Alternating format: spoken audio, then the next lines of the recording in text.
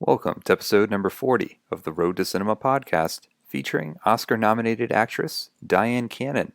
We'll discuss her work in the Oscar-nominated film Bob and Carol and Ted and Alice, which also featured performances from Elliott Gould, Robert Culp, and Natalie Wood. Also her collaborations with directors Sidney Lumet, Warren Beatty, and the late Paul Mazursky, and her work with actors Peter Sellers, Walter Matthau, and Elaine Stritch. Dyan Cannon was nominated for 2 Academy Awards for Best Supporting Actress on Bob and Carol and Ted and Alice and Heaven Can Wait. As a director, she also received an Academy Award nomination for Best Short Film for Number One. We'll also discuss her early career on stage in the touring company of How to Succeed in Business Without Really Trying, as well as her view of what makes a great director and the key to a collaboration between an actor and a director. For more information on the Road to Cinema podcast, to read the Road to Cinema blog, and to watch our Road to Cinema YouTube series, please visit jogroadproductions.com. You can follow us on Twitter @jogroad, like us on Facebook, facebook.com/jogrode, subscribe to our YouTube channel, Jog Productions, and you can now follow us on Instagram, Jog Productions. By following us on those platforms of social media and writing us a review on the iTunes podcast page for Road to Cinema, you'll be entered into a contest to win a free download of the Final Draft screenwriting software brought to you by our friends at Final Draft. And now we join Oscar-nominated actress Dyan Cannon as we discuss her early career as being part of the touring company for the stage play How to Succeed in Business Without Really Trying. The main thing I learned about acting, life is the best lesson for acting. Life, how we live every day. The discipline of acting comes very, very much if you tour with a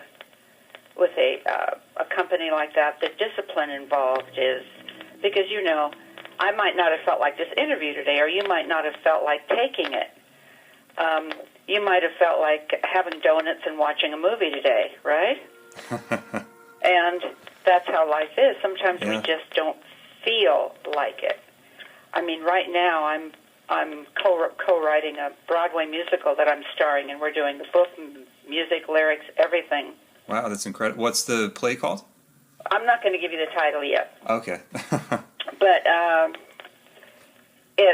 we're protecting it. But we've got a Tony-winning Broadway director involved. I've got the producers already generously footing the bills, and it's discipline. You don't feel like sitting down and writing every day.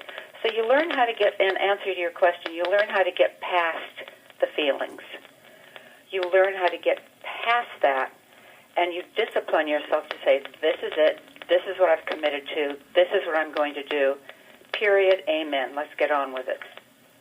That was the biggest lesson to me, because you travel with these huge trunks, and you arrive in a city maybe at 4, and you're performing at 7, and you have to get to the theater, and there's makeup, and there's hair, and of course in those days, I didn't have a makeup and hairdresser. I don't know how I did it. Honestly, with traveling and everything, we did our own makeup, our own hair, but when you're learning, you're willing to do that because you don't know any better. Was there a difference for you in terms of acting on a stage versus acting in front of a camera? Stage is bigger and broader and louder. And on camera, especially in close-ups, you don't have to say a word, and you can convey the meaning you want with just the look of an eye or whatever it is that the director is expecting from you. But it was a great romp, and I love theater so much that I'm going back to it. Yeah, you're working on a musical right now. Yes. So I was curious too. You've worked with so many amazing film directors. Go through Paul Mazursky, Warren Beatty, Otto Preminger, Blake Edwards, Sidney Lumet. So I was sort of wondering, you don't have to be specific as far as each one, but what are some positive traits you sort of picked up about filmmaking from those directors, and what may be some sort of negative traits that may have been sort of counterproductive to the filmmaking process? I don't think, each director has his own style, and his own way of doing things, because most directors are, not all, the best are original thinkers. So that means they think thoughts differently than most of us, and they want a certain result, and some of them have an idea of how to get there. The best directors I've ever worked for bring the best out of the actor or actress by allowing them, if they've cast it correctly, by allowing them to bring out the qualities that are needed for the scene. Sincerity. I remember my first acting class with Sandy Meisner, who was one of the greats of all time. He had us sing the song Happy Birthday. And in singing that song Happy Birthday, I had to make you laugh. I had to make you cry. I had to frustrate you. I had to make you angry. And those were with the same words. Same words I had to do that with. That was my assignment. So you learn how to dig deep, and if you're working for a director that's an original thinker, then they can find out what makes you tick and bring the best out of you for whatever is needed. The worst directors I've worked for just will say faster and funnier. That's not great directing. Although sometimes it gets worked and it gets it done, you know. Sometimes the director will just want something done with alacrity and speed, and when you say faster and funnier, how do you make it funny? That's a director's job, is to tell you, if you're not accomplishing that for him, how to do that. So for you, it's really about specificity of a director really telling you how to reach that point of success in a way. Exactly. I've directed stage, I've directed a movie, couple, and I know how to get out of my own way as an actress, so I've helped actors do that. I think some of the best directors are actors. I mean, Clint Eastwood's a brilliant director. Paul Mazursky was brilliant. There's many. Warren Beatty. Warren's a really good director. I was curious on Heaven Can Wait. I believe it was Warren Beatty and Buck Henry directing at the same time. So how does that sort of function on a set when you have two directors? Is one sort of in charge of a certain... idea. Unless they're in perfect sync, which was not always the case. Because everybody sees, you know, if you and I are going to sit down and read a page now together, we're both going to see it differently. So there's got to be one guy at the wheel, unless people are in such sync that, you know, they know how to bring, as I said before, the best qualities out of you. It's a Herculean task. And Sidney Lumet. Sidney spent 2 weeks in a rehearsal studio. He had the floors blocked off. We knew the exact size of the set. We knew where the furniture was going to be. We knew our marks well before we got on. He rehearsed the movie like a play, so that when we got on the set, we knew exactly what we were doing. So did the cinematographer, who was already able to, because he was there at our rehearsals in the last week. So he knew what his lighting was going to be. And Sidney always brought in his movies at a schedule, and that was why. He was brilliant. No, it's incredible, from reading about Sidney Lumet's process, how specific he was in using that rehearsal time, because I think sometimes filmmakers who have rehearsal before shooting a film, they don't use it to really, bring in all of the departments, like you were saying. The cinematographer was there, probably the production designer, everyone. Wardrobe. Props, everyone. So when you eventually got to the set to film, was it a very easy, fluid process, or was there... Well, it wasn't always easy, but it was fluid for the most part. Yeah, because everyone knew exactly what their job was. The property master knew what props he would need. Now, things always change, or sometimes change. But for the most part,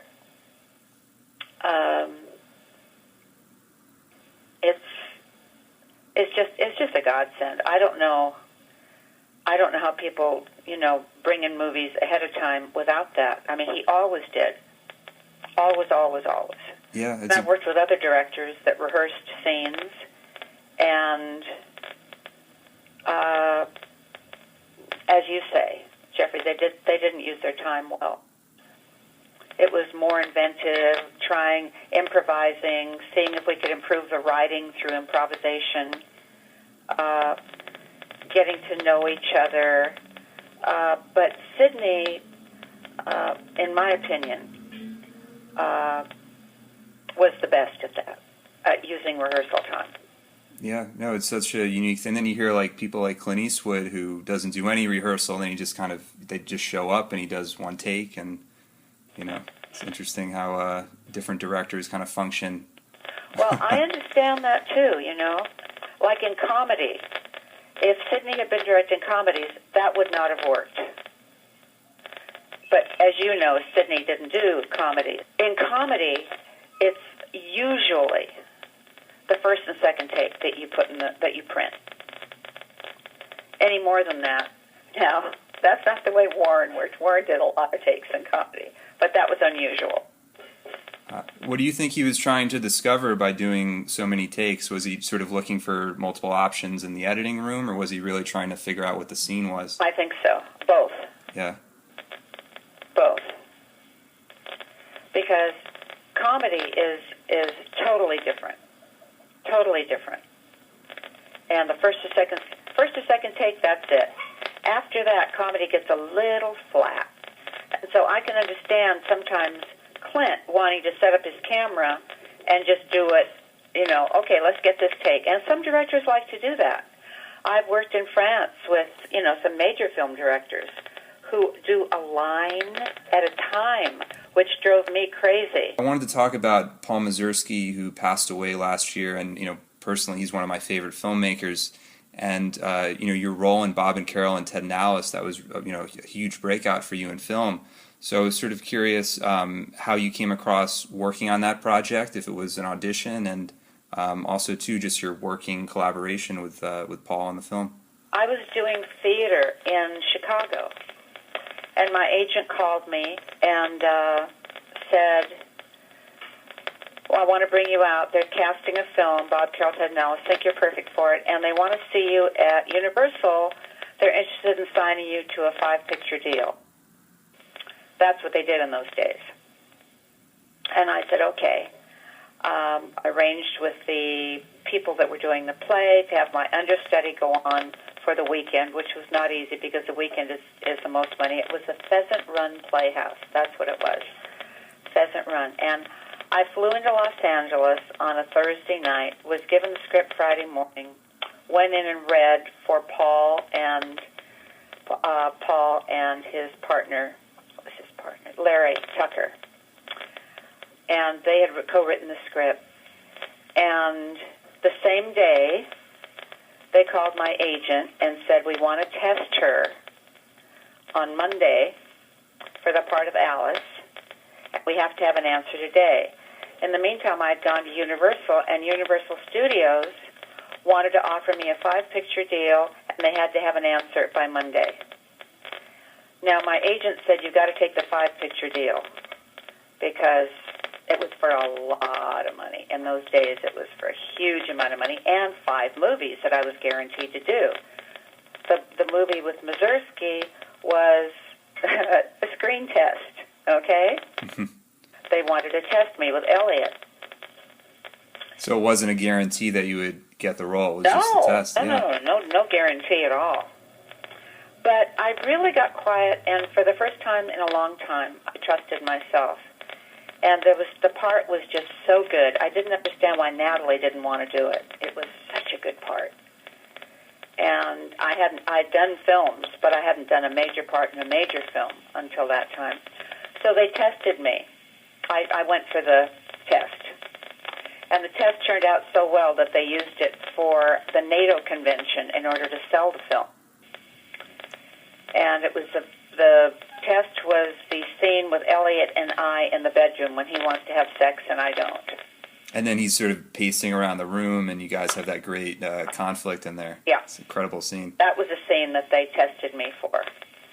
And it was such a huge hit that as I say, they used it to sell to the NATO convention, and then Paul and I became very, very close. He and his whole family and his wife, and we gave him a send-off recently at one of the theaters. We ran Bob Carroll, Ted Nell, and I was there, and Elliot was there, and Quincy Jones was there. That was one of his first big movies that he scored. And who else? I think it was the three of us. Natalie's gone and Bob is gone. Wow. Shocking. Is that tough for you to watch the film? For me, no. I love it every time I see it. I love it, and I love Paul. And as a matter of fact, I was walking in Beverly Hills one day, and this was about, let's see, I always think everything is yesterday, but it was a few months ago, I guess. I don't know, close to that. And I got out of my car, and paparazzi are running to me, and they said, "Oh, do you want to see Paul? He's having lunch with Mel Brooks down the block." I said, "Yeah, take me to him." So they did. And I sat down with Paul and Mel, and Paul was then in a wheelchair, and but still spunky. Still, he used to meet every Friday at the farmers market with a group of writers and actors and talk about the business. He loved the business so much. He loved it. And his partner, Larry Tucker, was as brilliant as Paul. Larry was kind of built like a Buddha. He had kind of like from his neck out down to his groin was a stomach. And he was bedridden for the last 10 years of his life. Mm. And so they stopped working together after Bob Carroll, Ted and Alice. But a great man. It was a great partnership, and it was such fun to work with them. Had such a good time. So what was your process on that film? Did you have a big rehearsal period? Because a lot of those scenes are played out very, very long, which is sort of unusual for feature films in a way, especially today.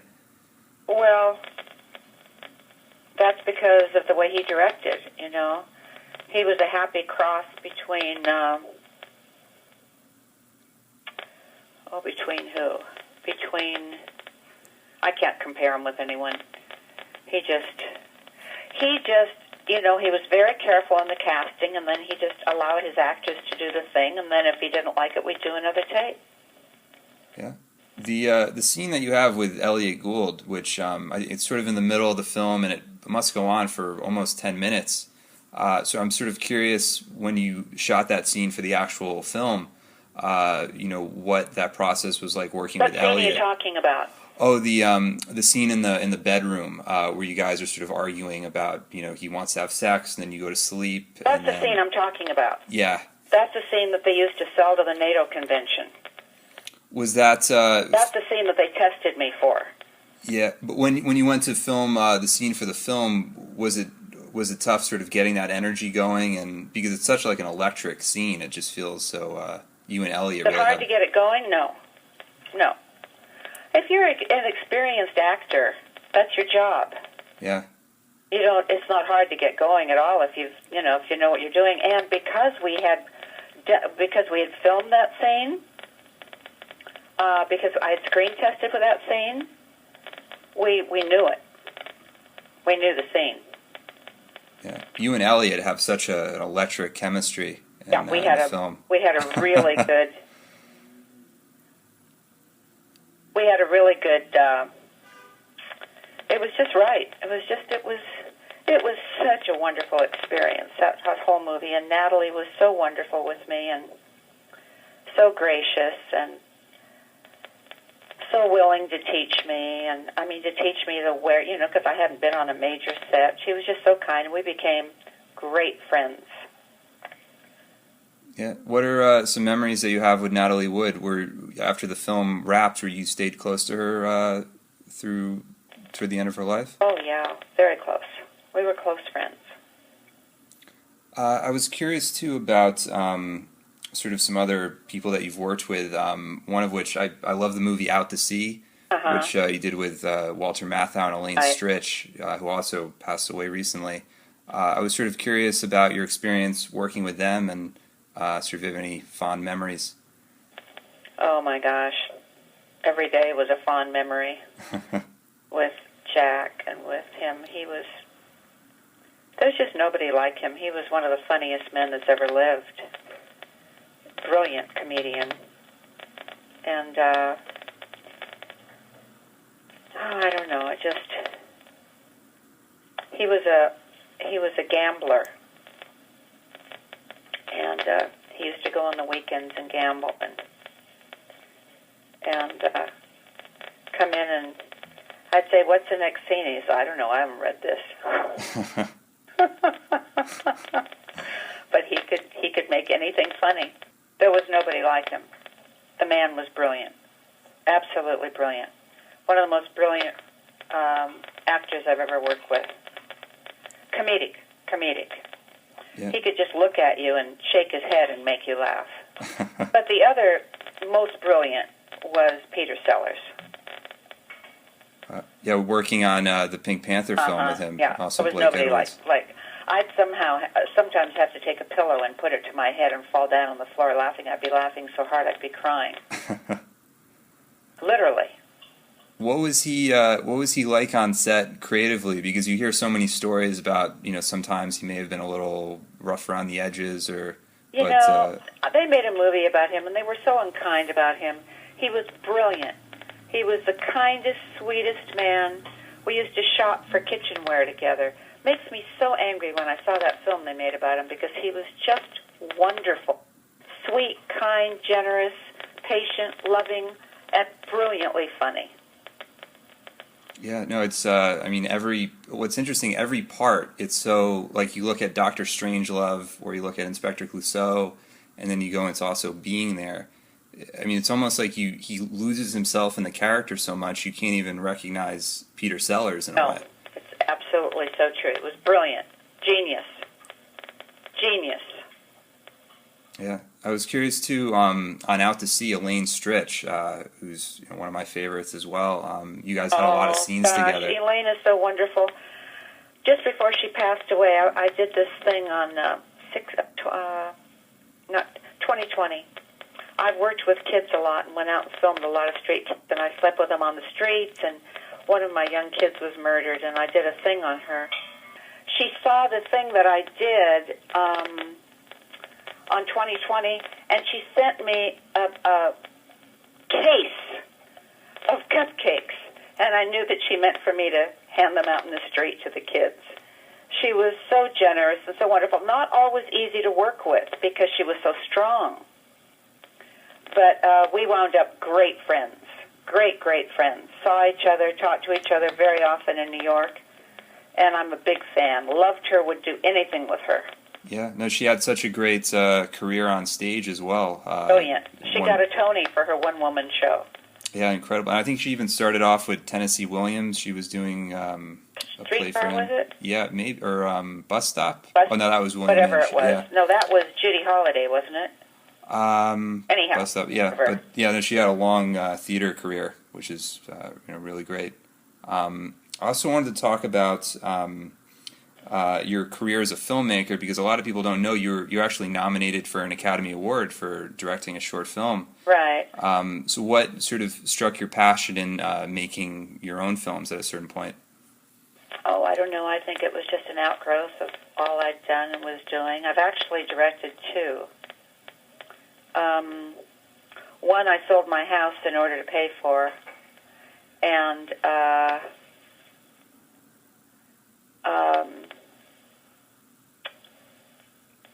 that was heartbreaking. That was heartbreaking because I spent so much time. I turned down a series at Disney because I was working on the film. It was a great series. It was of a movie that I'd made called Rock and Roll Mom, and it was a movie of the week, and they wanted to pick up 100 of the shows. And I said no because I was working on this film. And it opened in L.A. to brilliant reviews. They said it was a movie that Postcard from the Edge should have been. and that was a movie with Meryl Streep and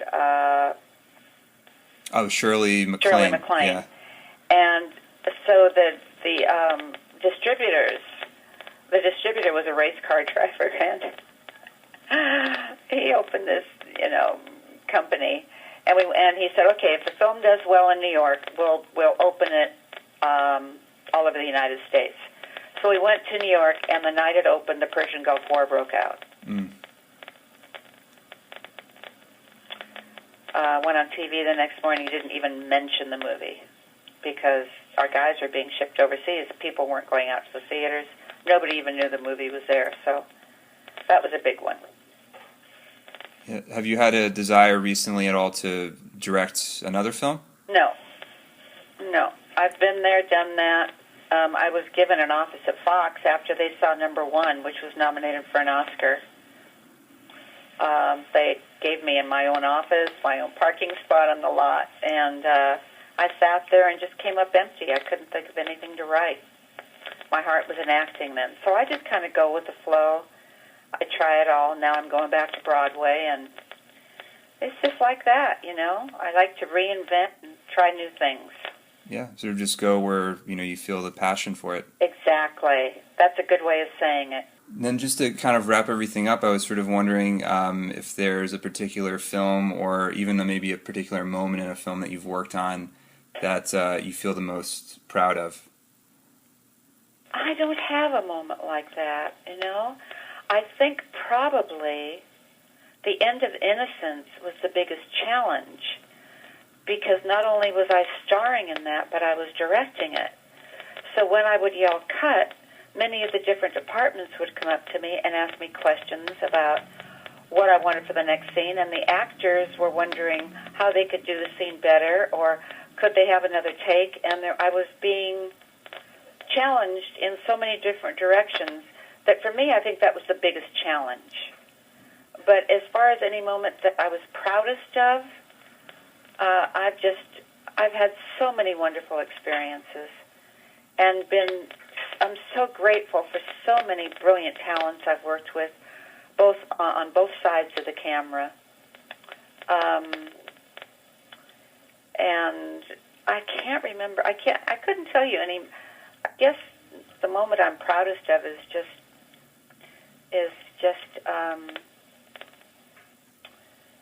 gratitude for being given the privilege I've been given to work with all these wonderful people and for so many years in a profession that I'm crazy about.